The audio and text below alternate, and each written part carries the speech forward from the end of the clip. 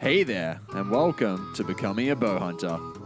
I'm your host, Matty, and join me and our guests as we take the quality of meat back into our own hands. Searching the wild for free-ranged animals to harvest as ethically as we can. I interview a variety of specialists from the bow hunting community to help fast-track your journey as a bow hunter. So sit back, relax, and enjoy this chinwag on one of your favorite topics in the world, bow hunting. Alrighty, team, welcome back to another week. I'm here with Matt Eland. Matt, welcome, dude. Hey, man, how you going? Very good. So for those following along, you can jump across and follow Matt at bearded_bowman87. So, I mean, you reached out recently and just kind of said, hey, dude, I grew up on a fallow property. I've got some information if you want to hear. And I'm like, dude, I would love to hear anything you've got to tell me about fallow. It's something that I've actually, there's a property just kind of out west from me. It's a property you can pay to go to called Jackal's Hide out here in Queensland. And it's, if you pay for it, I think it's maybe like $100 a night or thereabouts, and you can go and hunt fallow. It's not a situation that I've been into yet, but it's something that I do definitely want to get into. I'd love to chase after some fallow. And I mean, I think outside of the reds, like the way that the reds call, it's so awesome hearing that croak that they do. Like, it's absolutely unreal. Yeah, absolutely. If anything's going to get you on your toes, it's definitely a fallow croaking, especially if you don't know it's there. Mm-hmm. It can put the wind up and get your heart racing. That's for sure. So yeah, it's unreal. It's so I mean, there's obviously kind of two stages to a fallow. It's when they're in season compared to when they're not in season. So when they're in rut compared to when they're not in rut, and how they react, what the things that they do. Like, there might be more seasons to them. I'm not sure. But I guess what I'd kind of really like to dive into, like, tell us a bit about your background first, then we'll dive a little bit more into the deer. Okay, yeah. So, I grew up in a small country town in central New South Wales called Goulburn. Mm-hmm. And my grandparents had a deer farm there that was called Black Stag Deer Park, and they started that in about 1974, maybe, just before the velvet boom. They went out to a place called Currawang, which is near Lake Bathurst, and trapped a lot of deer out there. It's an original release for fallow in that part of New South Wales. And yeah, it all just stemmed from there, really. That's cool. So it was just fallow that they had on their deer farm? No, so they had fallow, red deer, a couple of black buck, and they did get wapiti in from New Zealand, but they didn't do so well here in Australia, especially in that part of New South Wales. It was just a bit harsh for them, so they sent a few back, I believe. Yeah, that's unreal. I'd say. So what's the deal with deer farms in Australia? They never really took off for meat. It was always because of the velvet. What is the deal with the velvet? Like, how does that work? What was the whole process of seeing velvet deer, I guess? Like, what do they do to get and collect the velvet? Well, yeah, I was pretty young at the time. From what I remember, mainly standing in the corner of a paddock with a white Hessian bag at about the age of 8 and a couple of hundred fallow deer running flat chat at you and trying to keep them out of the corner. And then they'd herd them into a race and then basically push them into a crush. Yeah. And then you would cut the antlers off, basically. Yeah, and you just skin them for the velvet. Yeah, just as they reach hard velvet, so... Yeah. It's so is it just the same sort of setup as that you'd have for, say, cattle in regards to the runs and the crush? Is it all the same equipment? Yeah, generally, yeah. So they were running cattle before they started to run deer. So basically had a similar setup. And then do they still have the property? No. So it was probably in about... So they did a lot of trade with the Chinese with traditional medicines as well and stuff like that. And then they sold the property in 2002 or 2003. Yep. So yeah, it's been a while. I was probably in year 9 at high school, maybe. So yeah, it's crazy. It's I mean, there's obviously there's a whole other world out there that people don't realize the deer are being used for. The elk antler overseas, for instance, it gets ground down into tablet form and used for the Chinese medicine, like you were talking about.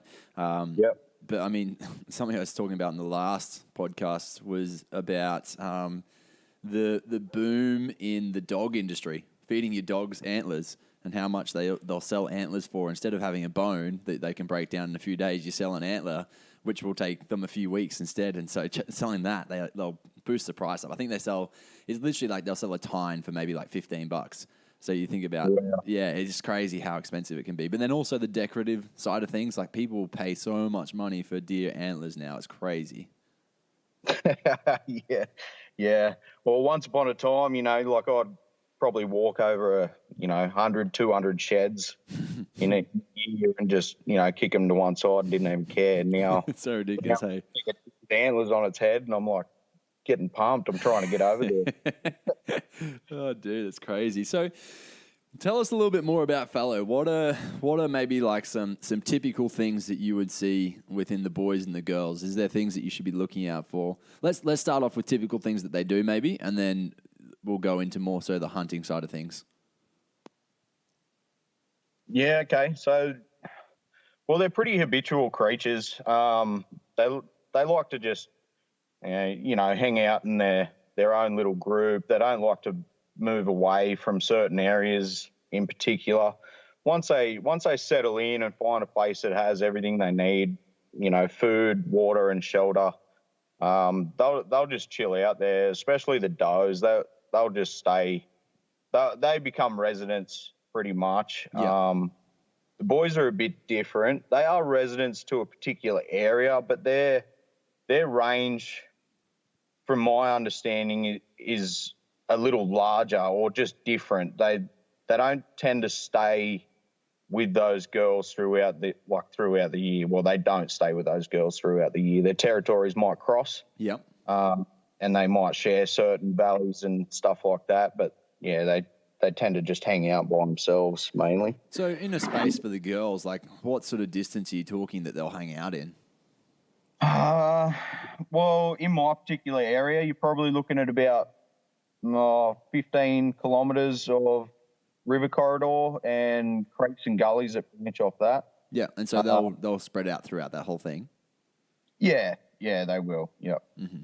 Yeah, it's interesting. I heard a theory that reds in particular will stay within their own little valley system. So literally, you find a mountain that's got a few valleys coming off of it, and they'll hang in that space and that space alone. In particular, the does, like not the hinds, I should say, sorry, but not. I don't know how true that is. Like, and that depends on the person. Like, I've heard completely different where they'll travel, like you're saying, 12 to 15K a day sort of thing, just jumping from system to system, essentially. Yeah, they kind of. Well, they won't move. Well, I don't actually know because I don't follow them around all day. Yeah. They don't generally move that distance all in a day. That'll just be spread out over the period of a year. They'll just, they definitely have little spots that they like to be in all the time. So, if you're someone who's putting out a lot of game cameras, you'd probably nearly be able to name some of them, to be honest. I've seen that quite a lot. People who have names for their different deer that they're chasing at different points of the year. Like, oh yeah, that's old Billy. We're gonna get Billy this year. Like, yeah, it almost I don't know. I don't know if that's a good thing or a bad thing, but yeah, I don't think it's a good thing. I did name a deer, Boris. Boris the Blade. Yeah, Boris the Blade. Yeah, good old Snatch reference. Yeah. I chased him for 2 years on my block. He was a pain in the butt. But, he ended up getting knocked over by one of the neighbours. So that was unfair.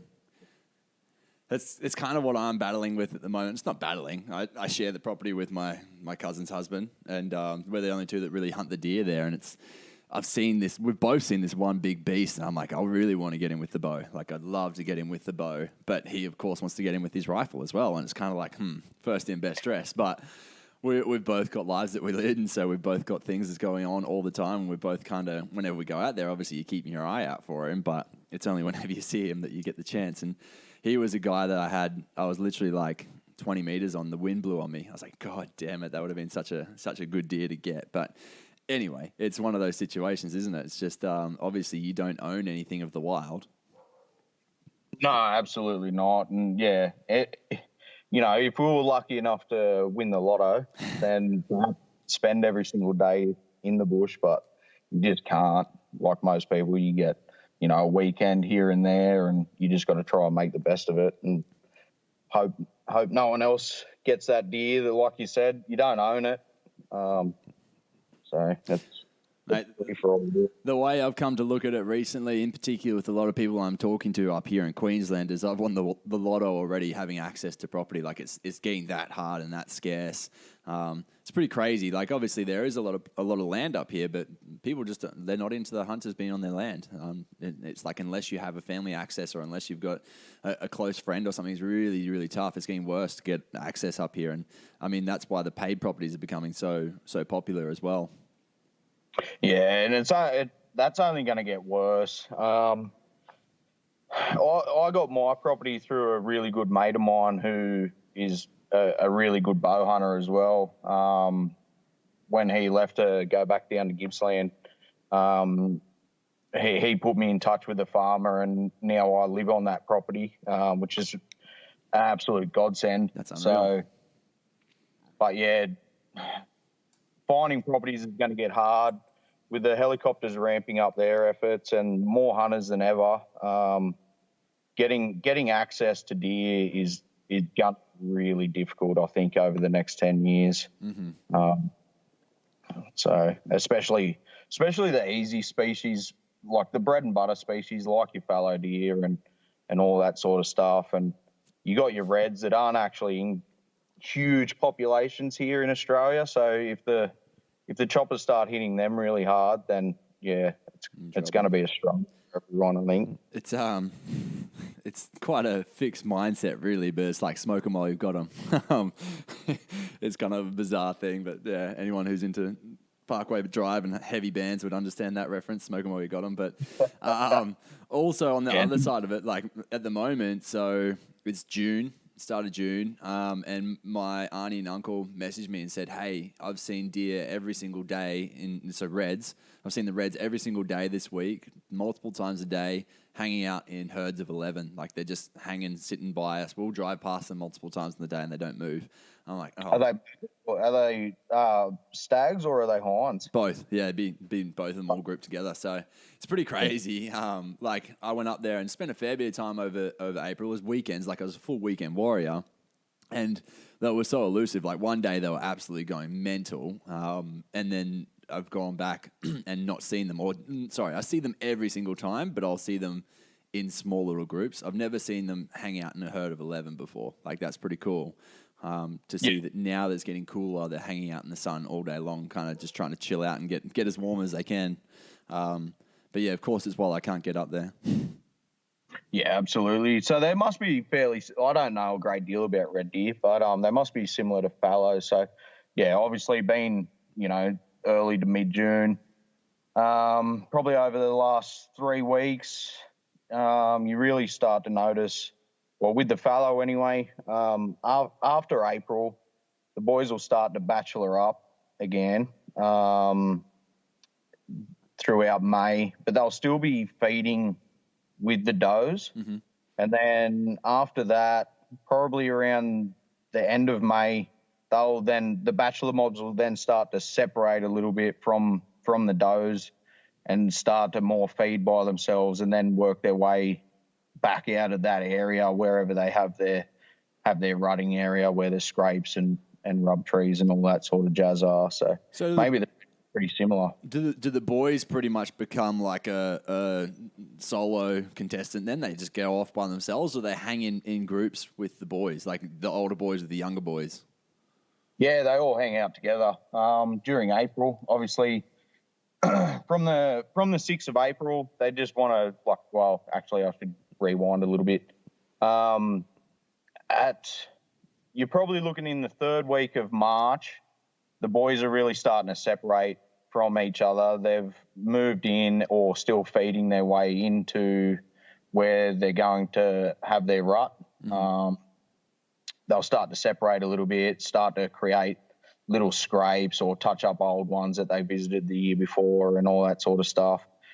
Then you'll hear a little bit of croaking around that time as well. But once you get into the final week of March, they all tend to get a little bit quiet.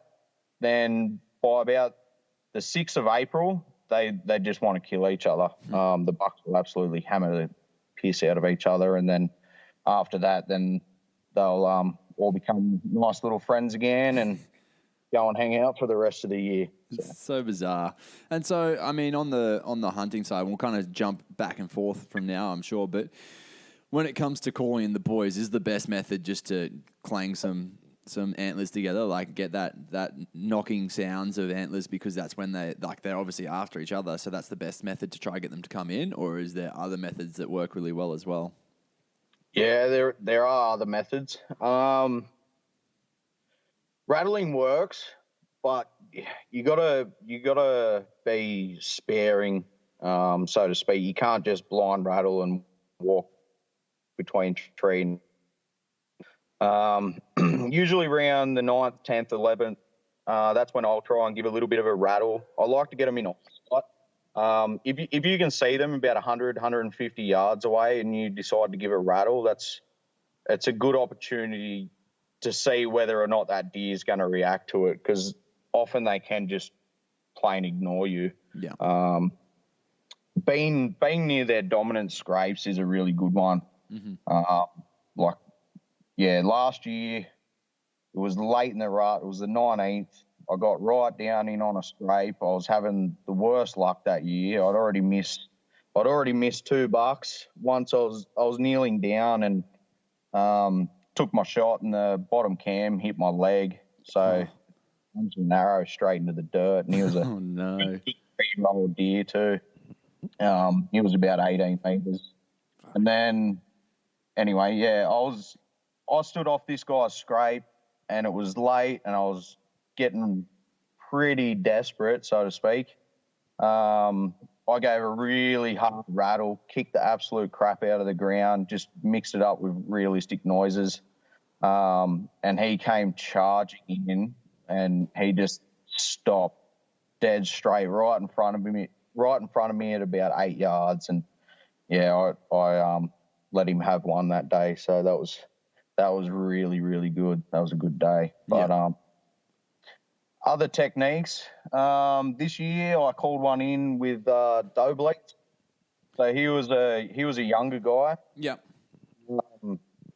He was out by himself. He was hanging out he was harassing one young doe, and there was another little spiker just kind of hanging around him as well. And I wasn't having much success, and I only had about four days to hunt this year. So, I gave a couple of little doe bleats. And what do the girls sound like, the Fallow girls? It's not like the reds at all? Oh, sorry, go. It's really low. It's more like a... Yeah, okay. Yeah, I have heard that actually. But yeah. And he was about 100 meters away, and it was as quiet as that, and he just turned and he just came running. He came flying up the hill, and he got one at about 10 yards as well. Mm-hmm. And it was awesome. I was stoked. And so obviously you've got your rattling, you've got your doe calls. What else is there that you can do when it comes to the fallows? Is there anything else that's effective to call them in? I've seen people croak, but I've never tried it. It's a bizarre sound. Yeah, I can't do it anyway, so that's probably why I haven't tried it. Yeah. But I would imagine that being that the girls tend to go to the guys and look after the guys, I would imagine that it's only a guess that you probably would get the curious doe come and have a look to see what you are, but probably not another buck. Yeah. Yeah. Okay. I haven't personally tried it, so I don't know. Someone might be able to tell me different. So let's go back to bare basics. Okay, you get to a new property. You've heard that there's fallow on there. How do you go about, like, what are you looking for? Where are you going to go searching for fallow? What signs are you going to be looking for? Like, what's your first plan of attack when it comes to brand new space that you know there's deer, but you don't know where they are? Yeah, corners Corners of paddocks. Yeah. So if you have, say, you have a river and there's a hill, that's something that I would call a corner in the landscape. Yeah. Somewhere where they can travel between drinking, feeding, and then back to bed. The same as little gully like cuts in mountains. They'll often filter in and out of those because it's nice and protected. They can take off whenever they like. Yeah. Especially if it's got fringe nearby, that's definitely where I'll spend a lot of time glassing. Creek crossings where a lot of kangaroos tend to cross little creeks, and wherever they bed and come out to feed, if there are deer in that area, generally they'll be in similar places. They like to eat the same things. They like to bed in similar protected sort of areas. They won't do it together, but they will move in a similar pattern. Yeah. It's pretty crazy. Some of the creek crossings I've come to will have like literally 1.5 meter, 2 meter gap, and it's just like a big valley creek. And so I'm following the game trail, and I get to this point. You've got deer tracks on one side, and they must just jump. Like, you'd see them. I'm sure if you were to sit and watch, you'd see them jump over. But they literally just jump the whole way. Like, it's a decent leap.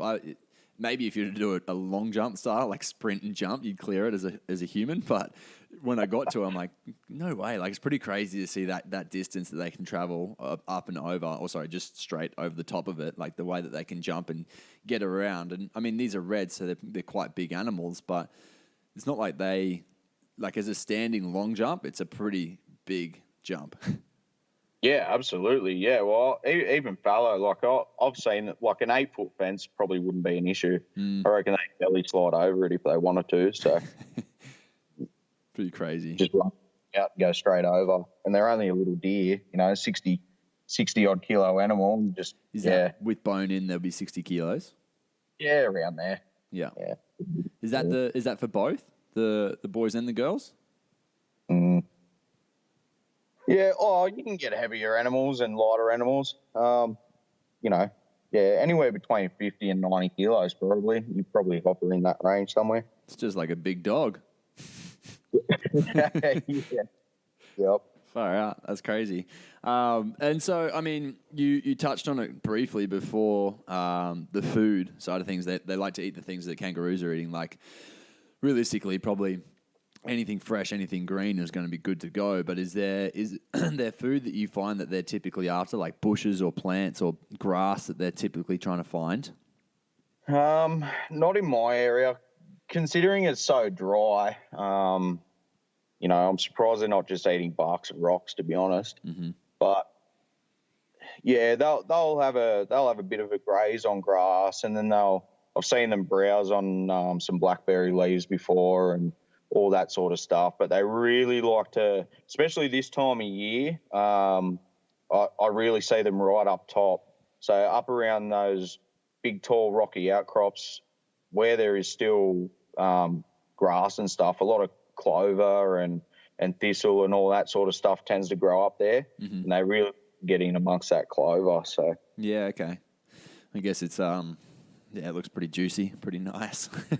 Yeah, only green thing around, so that's probably why they're going for it. Yeah, definitely. I've actually seen, I'm pretty sure, I'm almost certain, my mind might be playing tricks on me, but I'm almost certain I've seen a video clip before of a fallow on its hind legs reaching up into a tree, getting some leaves off of a tree, like jumping up on its hind legs. Is that pretty common of them?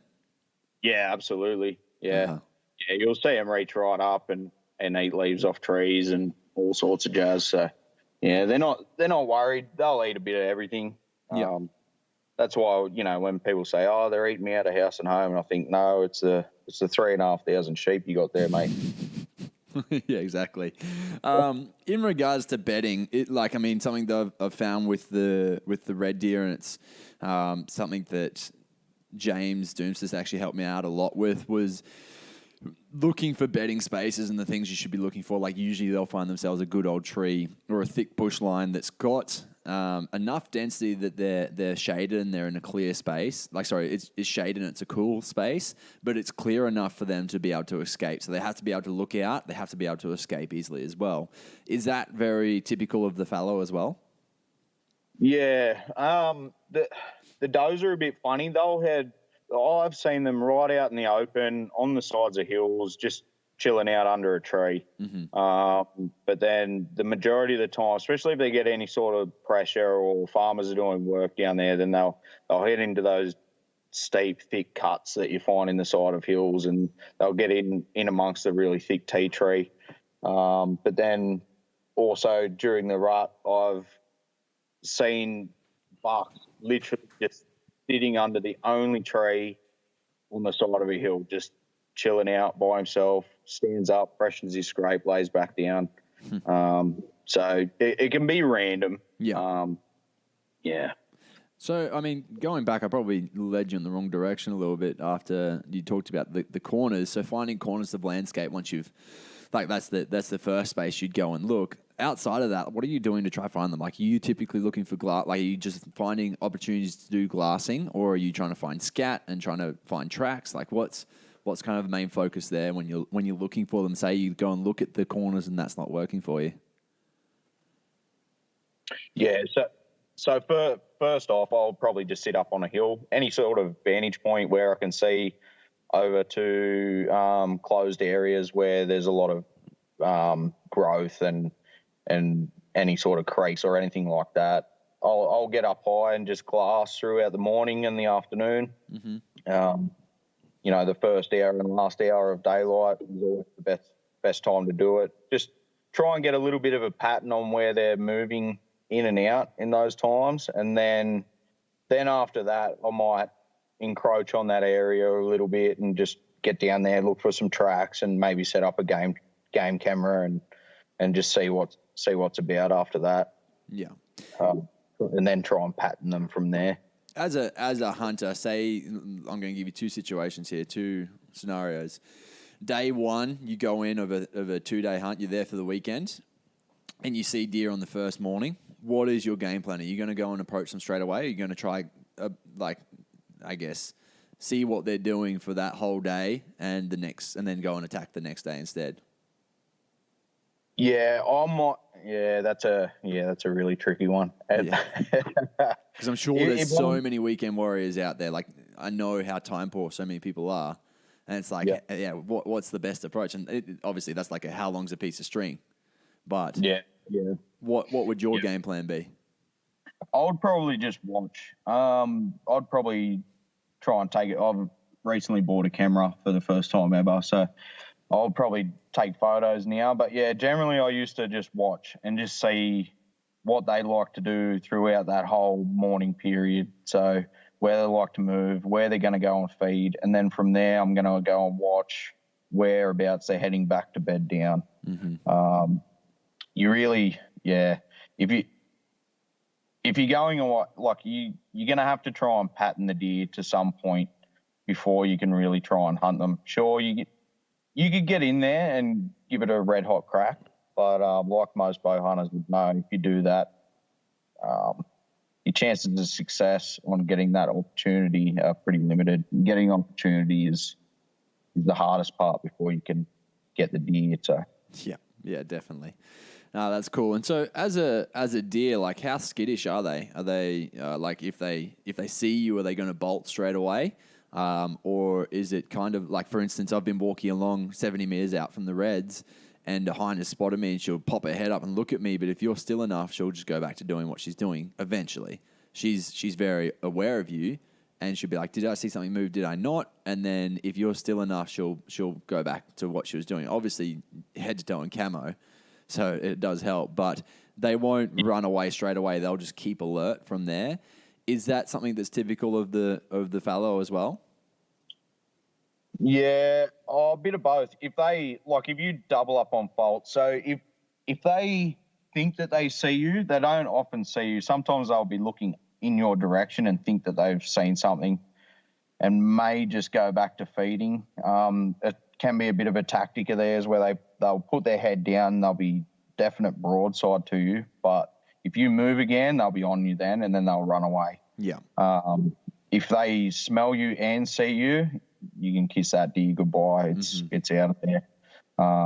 But yeah, if they think something's in the area, they will be a little bit skittish, but they'll tend to continue doing what they're doing. But they just won't hang there as long as normal, especially if you're making a move. But if you back out a little bit and just wait it out, let everything settle down, then you might get a chance to get in there and have an opportunity later. Yeah. Yeah. Okay.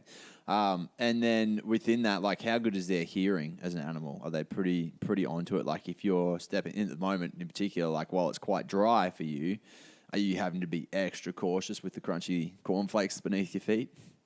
Oh, absolutely. Yeah. I spent about 3 or 4 hours trying to stalk one buck who was on a hot doe. So he was pretty preoccupied, but the ground was ridiculous. Like, it was definitely a bowl of cornflakes, and I had no shoes on. I was walking around in socks, and I just followed him around for like 3 hours, and he was running bush to bush. And basically, I was just moving when he was moving or when he was croaking, just to try and mask that noise a little bit. Because if it's quiet there on you, if it's windy, it's great. Like, if you got a good, strong wind, but if you're just playing the thermals and there's no wind, they hear everything. Mm-hmm. Yeah, it's I think it's pretty typical of most deer, really. Like, they're bred to be alert, and whether they've got that much hunting pressure from humans, but there's definitely going to be, like, we've got dingoes and wild dogs and bits and pieces out there that will probably go after them quite regularly, I'm sure. Yeah, like that little bit of an awareness is very, very intuitive to them. Yeah, absolutely. Yeah, they're on the ball all the time. Being a prey animal, you have to be. But, yeah, that's what makes them so fun to hunt, though, I guess. Yeah, definitely. So you were talking about before that the girls in particular, they're very, like, they'll happily just kind of find their habits and stick into their same routine day in, day out. With the boys, they kind of sway and come in and come out. Is it more so that, like, they've all got that 15K radius, for instance, and the girls will be more so bedded in one spot and hang out in that 5K radius, and the boys do more of like the 15K radius and kind of keep coming back to the girls when it's outside the rut I'm talking about?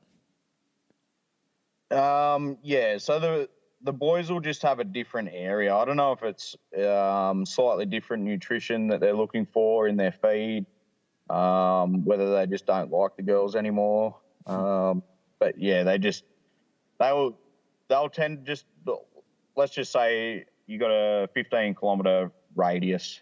The girls will be in one part, let's just say, for example, the middle, and the guys will be in one group over here and perhaps in another group just outside of that as well. And that's, their territories will cross over, but you just generally throughout the year, you won't really see them feeding together. It does happen, don't get me wrong, especially where the territories cross paths, but yeah, they don't just specifically hang out all year, though. Yeah, okay. And then with that, like with the boys, when do they go through like their antler growing process, and when do they shed them? Yeah, okay. So they'll shed in September. Mm-hmm. Yeah, around September, October, they'll shed their antlers, and then they'll start growing again straight away. Yeah, I nearly stumbled over that one. And with that, like, while we're on the side of antlers, like, even with the spikers, for instance, how can you tell if it's going to be a good antlered deer or not? Like, how can you tell if it should be maybe one that's one that's taken out because of bad genetics compared to one that you should keep potentially because it's going to be a great buck? Yeah, that's a difficult one, especially if you have, say, like a late fawn, you may end up with what I would call like a button buck. Yep. he may be being born maybe a month later, or just doesn't have the same genetic potential as something who has 4 or 5 inch long spikes on its head. That's something to look at, but it's really hard to gauge on a deer's antler growth until they're 2.5 to 3 years old. So it's quite different to the reds then. I'm sure you could suss it out, but generally it's pretty hard to pick until they reach a mature age and you see that definite dominant palmation and the growth around that. And so with the fallow, like with their spikers, is it actually just like a one long tine, like just one long spike antler, or is it does it start to bucket out and broad out a little bit like their antlers do later in life? Yeah, so year 1 you'll have just a spike. Yep. Year 2 you'll start to see them. They'll grow a beam then, and then they'll have brow tines. Okay. They'll have a small tray tine, and it'll kind of stop where mature animals' palms would generally grow. They may have a little bit of growth up there, but it won't be very much. And then after that, you get it getting up to your older sort of animals. They've palmed out at around 3 years old. They've got decent palms. Some have incredible palms at 3.5 years old, and then they keep going like that until they're around 7 or 8 in the wild. They will start to go backwards. Yeah. Like Boris was pretty recognisable. He had no tray tines. He was going backwards, but he was built like an absolute cow. Yeah, okay. Oh, that's awesome. In regards to when you're actually out and about and you're chasing them, is it the girls that are more alert and kind of looking out for the boys, or are they all kind of on the ball? Yeah, they're all really on the ball. Pre-rut, I actually get busted more by the bucks than I do the does. Okay. During the rut, it's definitely the girls that I'm keeping an eye on. They're the ones that are going to give you away because the boys are then really distracted. Prior to that, they're really on the ball. So I mean, something that the reds have done to me a few times is barked at me to alert anything else that's around them. They'll give out a big old honk. Is that something that the fallows do as well? Yeah, absolutely. Yep. And they'll definitely bark at you. And is it the girls or the boys that honk, or all of them? Both. Yeah, they'll all do it. Yeah, okay. If they're really on you and they really don't like you being in the area, yeah, they'll bark. Yeah. Joyful. Every spears. Cool. And so going back to, you're talking about you've just got a camera, and you were talking about a game camera yesterday. I was actually watching on your Instagram, you've put up some footage of some pretty decent game camera footage that's been happening around you recently. For you, what dictates a good game camera spot, like placement wise? I just generally look for, so during the rut, I'll definitely pick good dominant scrapes. So you can try and catch that guy's activity on that scrape, when he likes to visit it, when he doesn't like, when he's not there, how often he likes to lay down and bed in there and all that sort of stuff. Outside of the rut, this is where I look for their travel patterns. So I'll definitely find those little crossings where you see a lot of footprints, where they've moved out and done a number 2 all over the ground and like to stop and mill around and have a bit of a feed. That's generally where I'll set those cameras up. Yeah. After that, and just try and pattern those animals after the rut is key if you want to hunt them then. And so they're not going to be vocal, getting around and easy to find. Yeah, definitely. And so with placement on the actual tree, like, does it matter if it's an eye line of the deer? Like, are they that observant of their local surroundings? Yeah, especially at night. They know that it's there. I think if you can get a camera that has decent range for its trigger, then you can kind of tuck it away. You don't want it right in their road. Mm-hmm. They will stop, freak out. Maybe some of them will just suss it out and give it a bit of a sniff. But Yeah, if you can just move it out of their path, then you're going to get a better angle of them walking past as well. Yeah. Not just coming directly towards it and then seeing it and then freaking out, and all you're getting is a picture of the deer coming front on. You want it a bit out of their way a little.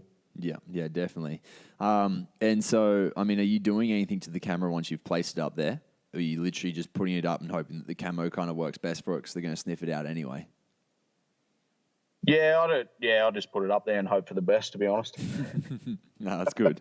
It's good. And then, so with the camera, like with the game cameras, what actually sets it off? Like movement sets it off, right? Yeah. How do you stop it from, say, for instance, it's a grassy paddock and there's grass blowing? Like, how do you stop that from happening if their game trail goes right through there and it's on the edge of the game trail? Oh, sorry, the edge of the paddock. Like, what stops it from going off just because of the grass or the leaves around? Yeah, you can turn. Yeah, you got to try and avoid anywhere where it's gonna have lots of leaves blowing past the sensor or any sort of grass. You want it up probably, I'm gonna say about 4 foot off the ground. Mm-hmm. Just get it up there. Fallow are only a small deer, so it can be in their eye line, but then you're away from getting a million photos of just leaves. Yeah. From another camera. It's terrible. I think we've all had that. So It's just a learning curve as soon as you get one, hey? Yep. And then within saying that, so are all of the cameras day and night? Like they can all do both? Or is that not typical of them?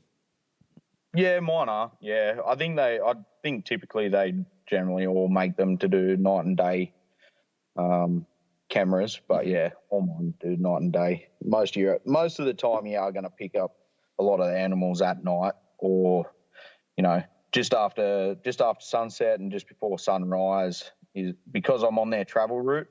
They're moving through those areas then to come out and feed. So yeah, and so with that, like price points on a camera, they can literally range from I think $80 all the way up to like $1,200. What in your own studies and your own findings as a consumer, what have you kind of found has worked best? Have you had multiple cameras, or you just kind of grabbed one and you thought that was perfect from there? Yeah, I've got some expensive ones and I've got some cheap ones. I think the best range that you want to be in is probably around that between $200 and $300 mark. Yeah. It is a lot of money, so like everyone, you got to spend a bit of time saving up for those, but it's just going to produce the best results. It's going to have the most. You're going to be looking at more range that it can take a photo of the animal, or it can do video, high quality images, all that sort of stuff. Mm-hmm.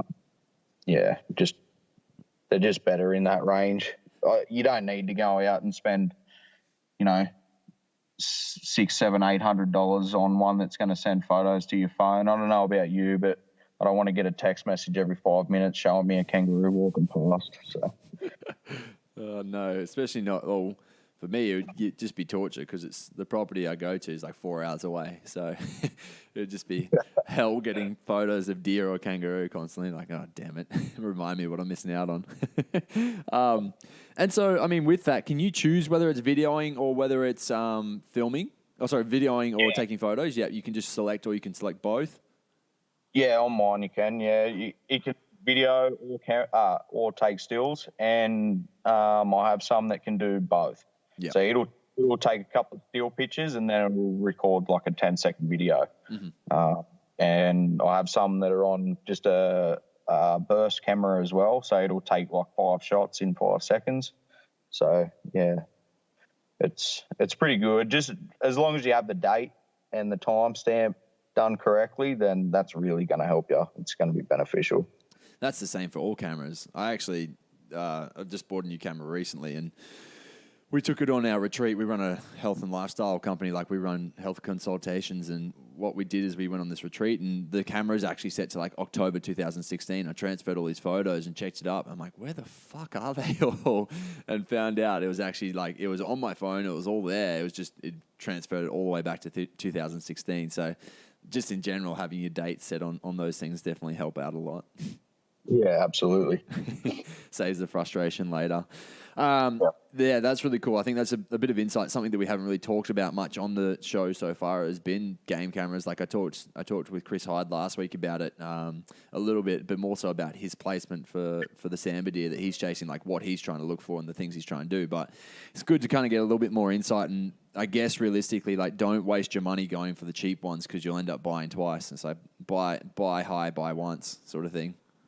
Yeah, it's a bit like everything. Yeah.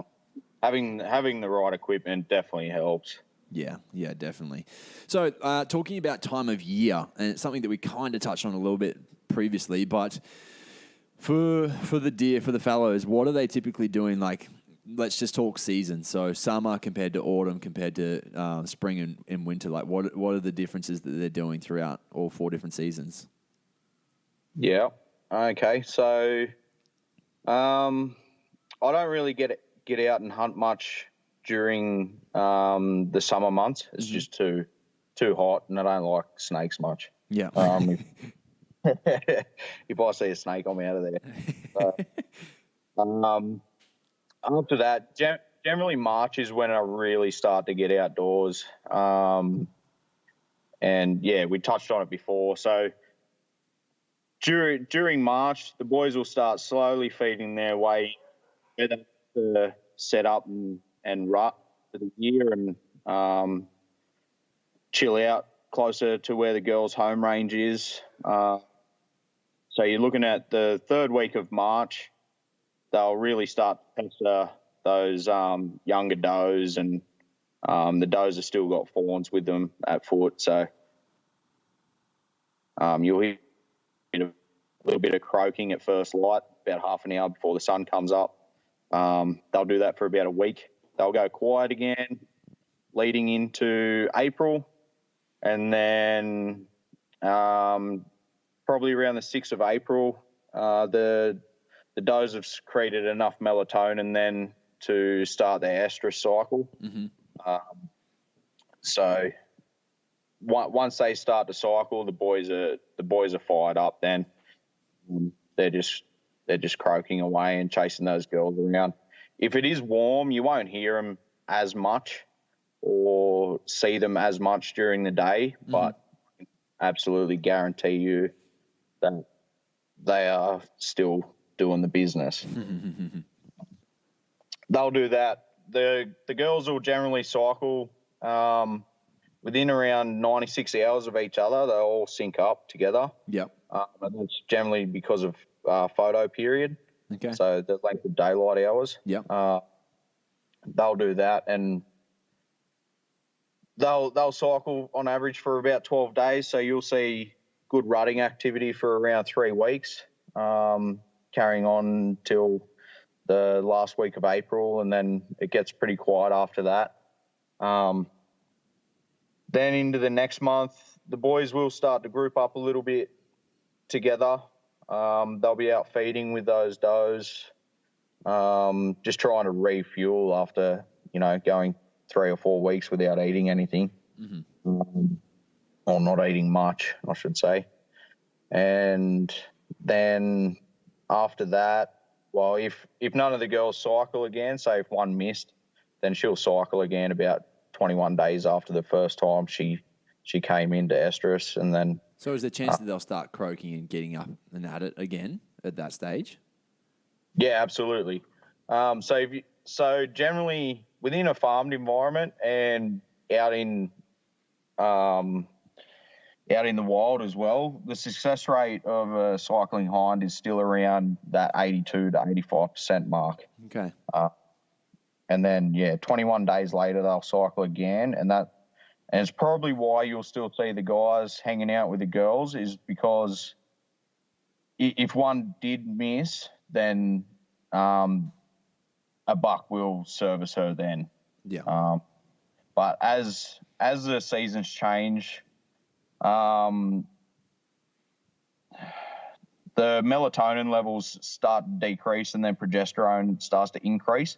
And this just isn't in pregnant does. It's also in non-pregnant does as well. Mm-hmm. So suddenly it becomes harder for them to conceive in that period of time as well. Yeah. So, yeah, they will cycle, and yes, the boys will service them, and yes, they can still become pregnant. But as the year progresses, it becomes a lot harder for that to happen. Mm-hmm. And the pH in their semen changes as well.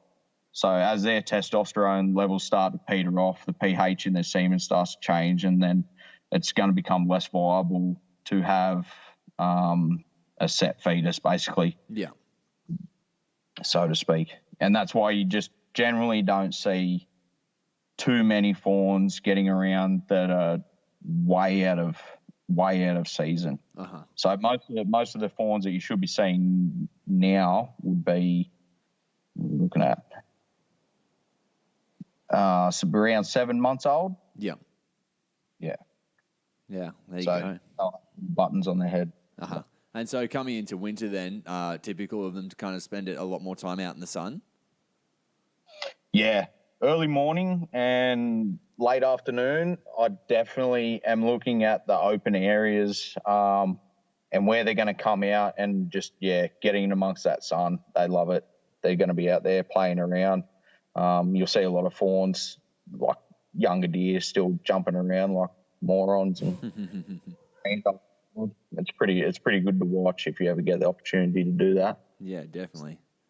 And better pup hunting, I think. And so I definitely agree, like getting to see them in the natural habitat and seeing what they do, the way they react, the different motions and different things that they go through is insane. It's so cool to see. For instance, on a very sunny open space when they're there, what are you trying to do as a hunter to be successful with closing the gap? Like, you trying to keep to the shade as much as possible? Are you jumping from bush to bush? Like, what's your main goal when you're getting in tight to them when they're in the sunny field?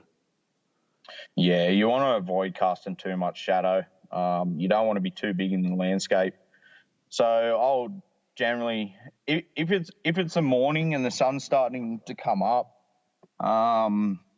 you kind of got to be high because those thermals are going to be pushing upward. Mm-hmm. So you kind of want to try and get on the ridge line above them and just creep in amongst the trees. If you're standing up in amongst trees, if they do look in your direction, if you're extremely still, then hopefully they'll just pass it off as a piece of the landscape. If you're wearing camouflage, I'm sure that'll trigger a few people. So, yeah, I'll definitely just get up high first thing in the morning. Once the sun's come up anyway, you can see the fog start to lift, and you know that that's what your smell's doing as well. So yeah, just creep down on top of them, hopefully. Yeah, okay. And then, so outside of winter, you come back into spring. What are they typically doing? Is it kind of similar because it's still cooler, or are their cycle becomes more that they're awake during the night and sleeping during the day? Yeah, well, the does are going to be dropping fawns, so very close to it. They're going to be dropping fawns, so yeah, they're going to be out. They're going to be trying to feed up because they're going to have a fawn on the teat, so they're going to need to feed that and keep it alive. So yeah, just looking for that good lush feeding areas is where I would be concentrating if that's what you wanted to do, if that's what you wanted to hunt, then yeah. And the boys will be starting to grow new antlers as well, so they'll be looking at feeding up also, getting that fat ready, get the antlers growing and fed up nice and fat before the next rut. Yeah. Okay, and so regarding, jumping around a lot here, but regarding sheds, so once they've dropped their antlers, like, is there a typical place you should look if you want to try find yourself a pair of sheds? And obviously finding a pair is pretty hard, but yeah, finding some sheds, is there somewhere you should be looking in particular? Yeah, where they've jumped fences. Yeah. They like to have like little little holes in blackberries and stuff around where I hunt, where they just creep through and go under fences and go over fences and all that sort of stuff.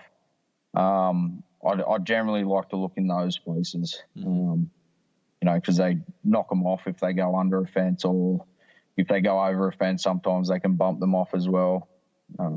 And dragging past bushes, anywhere where they have a particular game trail and they might be walking through thicker sort of brush, those kinds of places. But yeah, they can just fall off as well. Yeah. I've found a few just laying in the middle of the paddock. So yeah, I got told also to check around the dams.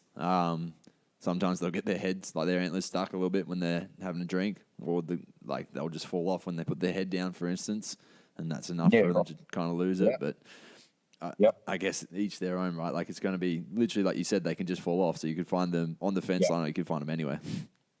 Yeah, absolutely. So I haven't too many. So what was that? I haven't actually found too many on my place. They generally don't hang around there, so they only come in for the rut. So yeah, not such a bad thing to have.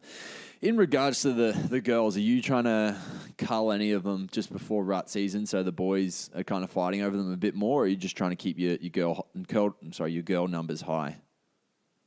Yeah, look, I used to be of the approach of, knock the girl numbers down a little bit, trying to control the population.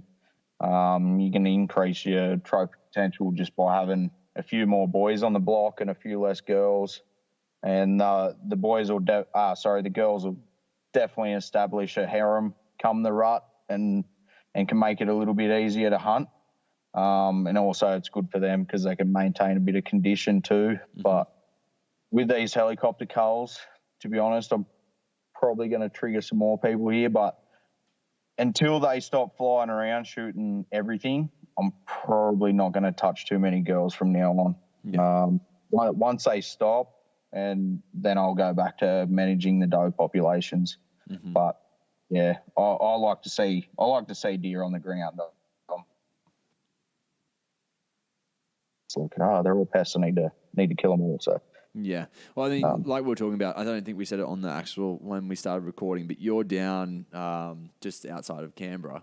So just to give, in regards to the space that you're at, and I think we were saying it just before, I think it's actually in New South Wales that they've just put $9.3 million into helicopter culling. Anywhere, I don't really know where, but that was the number that I saw that they're putting in out around anywhere from Central Coast kind of out west. So it's pretty crazy the amount of money that's going into it. So it's obviously a big project that's going on. Yeah, absolutely. Yeah. They're just working their way down the coastline, I think. Now that they've hit around the Canberra region, they'll definitely be heading towards the Monero after that. Those guys aren't safe. Yeah. So with your meat, is there anything in particular you're doing with the fallow? Like, do you prefer to hang your meat? Do you prefer to, is there anything special that you do with your meat once you've got it? No, not really. I try to look after it as best that I can in the field. Just get it off the animal, get it cooled down as quickly as possible, and then basically I just take it home and just cryovac it and throw it in the freezer. I don't go to any lengths of hanging my meat. If I had the ability to hang my meat, then I'd probably give it a go just to see what it's like. But I eat everything from full mid-rut buck, just to your standard doe. Like, it doesn't bother me that much. I think they're all great. So. Do you find that much of a taste difference between the full rut buck? No, not really. Yeah. You just got to avoid those glands. Just steer clear of anywhere where they might be pissing on themselves or any glands. Yeah, if you steer clear of those, then I find the meat's just perfectly fine. Yeah. Yeah, that's unreal. And so in regards to cooling down the meat, is there anything special that you're doing there outside of getting it off the hide, getting it off the bone, just trying to get it in a space where it's not on the animal? Yeah. So I just put mine in like a game bag. Yeah. That's breathable. It's a proper game bag. And just keep it shaded. I don't. Yeah. If it's going to take time for me to break down an animal, I will drag it under a tree, so I'm working on it in the shade rather than out in the sun and get pestered by too many flies. I'll get it done there, just get it off as quickly as possible. Yeah. So. Yeah, okay. And then outside of that, maybe going back to some of your hunting stories, like maybe just give us a few of your favorite hunting stories. What's some experiences you've had, whether it's this rut or previous ruts? Give us a whirl. What are some of your favorite hunting stories for fallow? Oh man. There's been some easy ones and there's been some testing ones, that's for sure. Probably last year with Boris, that was good fun, even though it was unsuccessful. He came in probably around the 12th of April. I'd been watching a good 3.5-year-old buck who'd been controlling most of the does. So he had a good 20, 25 does. Considering the low density population that we have here, it was a good effort. He had all of them. And then, Boris turned up one morning. I was mid-stalk on the other guy. And I just looked at it and I thought, holy crap, that's a horse. And for a fallow, like, it was Matty. And he came down and he absolutely belted the crap out of this other buck. Fire out. So I was like, I can't let this opportunity go. So they were having a massive fight, and all the does were standing up on a ridge, just sort of watching from about 60, 70 meters, and I was about 20 meters behind them. Oh, boys. yeah. And I was like, oh, fuck this. I'm getting in there. So I just started crawling around the side of this hill, and the does even looked at me at one point, and all just went back to watching them fight. So I was like, oh, well, that was lucky. And, kept going. And he actually chased the younger one straight over the ridge right towards me, and they stopped at about 14 meters and both looked at me, and I was like, oh, bugger, because I was, down on my haunches. And the younger one took off. Boris was still there, and he went back to croaking and walking around his girls and just showing off. And, I just couldn't get a shot where he was still enough or an opportunity to kind of pop up because I was pretty in the open. That was a pretty intense moment, actually. I'd rattled him in once as well, but he just stopped at 50 meters and just looked at me like I was some sort of idiot. He just didn't want to come any closer. I was like, damn it. So. But that was pretty good. Another one was probably that buck that I shot at 8 meters. Here's my PB animal. He would have been probably a 200 to 210 class animal. Not great by a lot of people's standards, but for me, he was unreal. That was a 19th. I went down, I got on top of his scrape, and I just went crazy in there with the rattle and kicking the ground and all sorts of stuff. And he came charging in, and he was flapping his gums around and trying to pick up the scent of whatever was around. And I drew back already and took the shot because I could hear him coming through the brush. And, I let him have that one front on, and I was pretty excited. So I made a bit of an error. He took off, crashed at about 30 meters from where I took the shot. He'd actually crashed, and I waited maybe, it seemed like a lifetime, but it was probably only 10 minutes, and it was way too early. And I knew the rookie choice that I made. I got up and I started following his blood, and he got up and took off. He crossed a creek bed, took off into probably the steepest, thickest tea tree you have ever seen in your life. And I was in there crawling around on hands and knees for, I don't know, I reckon a good 3 or 4 hours just following along. Eventually found my arrow, probably 100 meters then from where I took the shot. So you can imagine how thick it was. It took me that long to blood trail him that far. Far out, yeah. And I never actually recovered that animal, unfortunately. But what I did come across was his sparring partner. Unfortunately, he was in a fence up there. Huh. Yeah, so I got that guy. That was pretty lucky. But yeah, it was a poor way for that guy to let go. I didn't really hunt him, but I was pretty happy to take him. So yeah, yeah. And then yeah, I've had a few, but yeah, they're all pretty memorable. Yeah, yeah, definitely. Especially when don't go the way you want. Those ones stick in your mind, I can tell you. Oh man, that bugs you. Like, I don't think bug you is the right word. You definitely feel every bit of it. That's for sure. For the next few weeks, if not months. On top of that, I'm sure, and I don't know, probably beyond that as well. It's something that you always stick with. Yeah, well, I went down there for a good 10 days looking for that guy. I knew he was dead. I just had no chance of finding him in there. Mm-hmm. Yeah, I even started the grid search and everything like that. But yeah, it still torments me to this day. Yeah. I was down there the other day putting out a camera actually, and I was like, oh, I'm just going to go for a look. So I went for another look. It was, it's been nearly a year, or it's been over a year since I shot that guy, and I still went and had another look for him. So yeah, just want to find some bones or something just to see if it's happened. Yeah. So, I mean, we'll pretty much wrap up here, Matt, but thank you so much for your time so far, dude. Outside of what you've already given us, is there any insights that you would love to give to new bow hunters? Something that you can kind of say, hey, this is where I went wrong, or this is what you should potentially do to maybe fast track your result a little bit? Yeah, absolutely.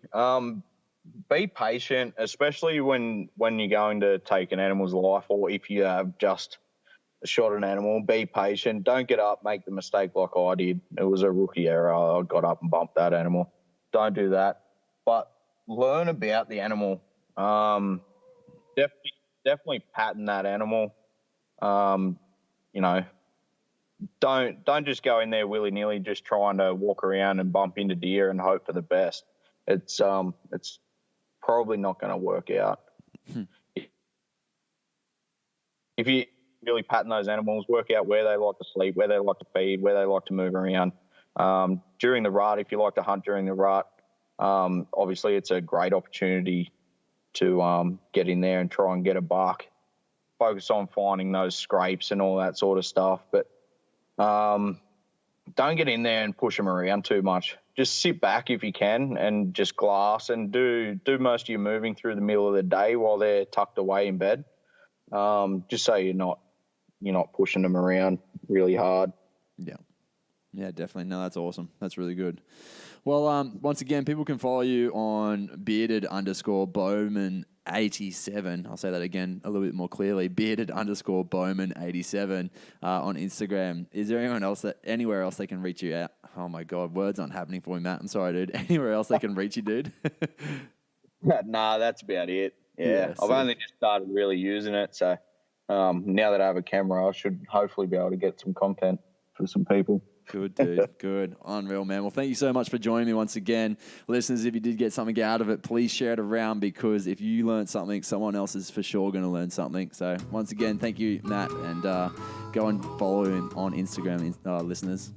That's it. That's a wrap, guys. Thank you so much for joining us this week. If you have not already, please do hit subscribe. If you want to leave us a great little review, that would also be highly appreciated. However, follow along with our journey at becomingabowhunter.podcast on Instagram and Facebook.